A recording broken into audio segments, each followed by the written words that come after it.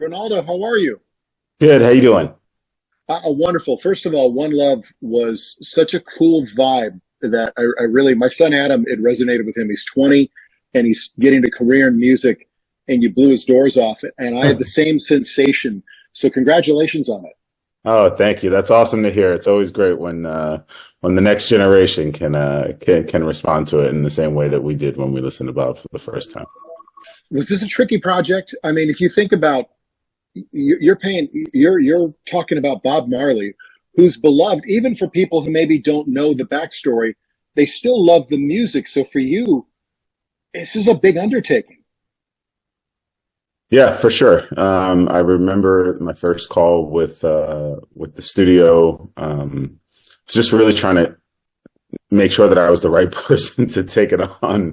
And, there was a reason it wasn't made for 25, 30 years. I don't think anybody was ready. The family wasn't ready. And for whatever reason, this was the moment. This was the moment for them. They felt like they wanted to find the right person to help shepherd it. And, fortunately, I fell into that for them. And then from there, it was how we're going to build this thing. We knew we had to find Bob. That was the biggest piece of the puzzle. Finding our Bob Marley was the biggest piece of our puzzle. Took us over a year to find Kingsley. Finally, once his tape arrived, we knew we had a chance. We had a fighting chance that we found someone that could, embody, the spirit of Bob Marley. And that's what we were looking for. You're never going to find Bob. He's one of one, but you're looking for someone that had enough attributes that can carry his spirit, carry his legacy. And Kingsley did it brilliantly. One of the things I think people will really love are obviously the music and the creative process, but the scenes on the beach where they're talking about the Rastafarian, the religion, the culture. I'm a big fan of culture, and those things really set for me a deeper vibe when I was watching the movie. Yeah, for sure. But bringing in the Nyabingi drums, there's something that feels of the earth. We had Muta Baraka as part of the film, and Muta doesn't wear shoes. There's something about this grounded feeling. I mean, the guy's 70 plus, 80 plus. Never owned a pair of shoes. Like he's just there. There's something about literally having your feet on the ground, and we felt that spirituality everywhere we went, especially within the Rastafarian culture.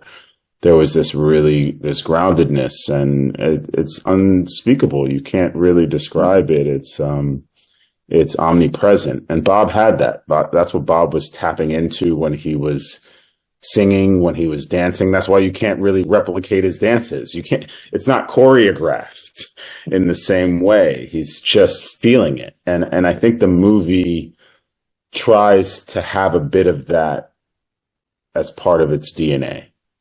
Well, and with Kingsley too, I don't think you want it to turn into a tribute movie where he's a cover band, and that's a slippery slope. I mean, I keep using that term, but really, you could have very easily gone the other way, and this could have been some giant Vegas tribute movie to Bob Marley, but you didn't go there, and it sure feels like that, Ronaldo. You were very aware of that from the beginning. Yeah, we chose a very specific timeline into Bob's life, a period of time of musical genius, everything that transpired after the shooting or the assassination attempt on his life, on Rita's life, on his family, having to flee Jamaica. And then Bob going into exile. It just felt like such a rich period of time to capture of Bob's life, what he must have been going through, not only as a musician, but as a husband, as a father. And yeah, he was a man with flaws. He was not a man without faults. We all are, but the focus of our film was really about Bob's music, his legacy, and what he left behind, during his short time on Earth. On the 19th, that'll be a Tuesday. It drops everywhere as far as to rent. And if you wait a little bit later, you're going to get obviously the DVD, the Blu-ray as well. How much of this did you have to leave on the floor when you edited this? Because I'd imagine you could make an 8-hour movie about Bob Marley and still not be able to tell enough.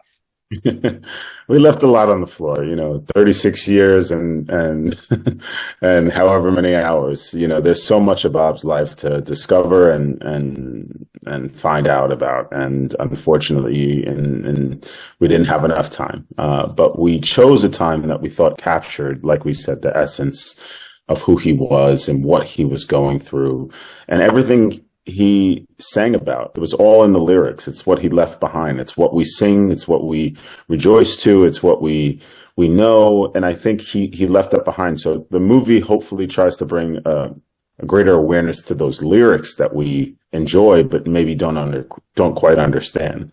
And that for me was my experience was, oh yeah, I knew the music and I knew the tunes and I love it, but what's it about? And so I think it was just trying to understand what it was about, who he was about. And I think that introspection allows us to discover more about him and to go back and figure out what we left on the floor. That's important. So somebody comes up to you and they've never heard Bob Marley. They know who he is, but they've never heard a Bob Marley song. What's the one song you have them listen to? Man.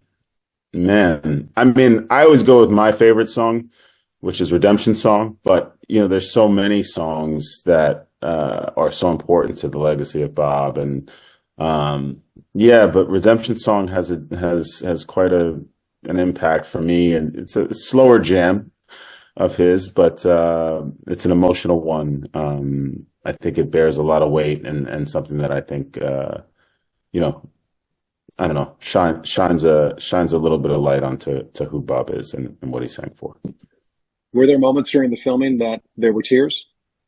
Yeah, plenty. Good and bad. Look, making a movie's hard. It's hard. It takes a village, as you hear, and it's an emotional ride, and especially with Bob because he's someone that you want to protect. We were shooting in Jamaica, on the streets of Jamaica with the people of Jamaica, and you felt how significant. He wasn't just like a pop star, he was like a national hero, and it has a different meaning, a different sense of care. And so I think it just felt like we were playing the equivalent of a World Series game or a Super Bowl with that level of intensity. Of course, the journey is so exciting. You're so excited to get there, but you don't want to be the guy that drops the ball.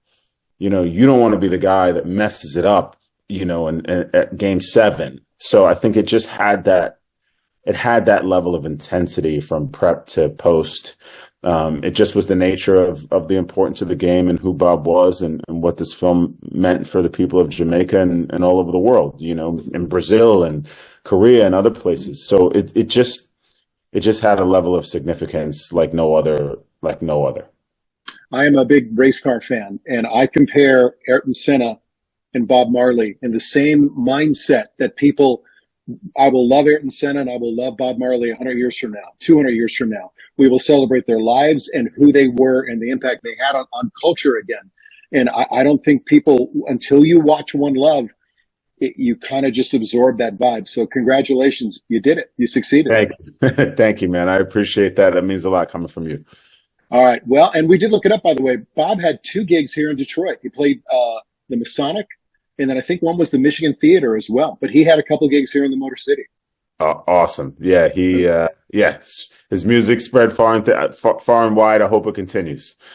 Keep doing what you're doing. You're very talented, and it was an honor talking to you. And One Love, again, out digitally on the 19th, and then we can wait about a month. You can get all the Blu-ray and everything else. So continued success. Thank you so much. I appreciate it. Thank you. Okay. Bye-bye.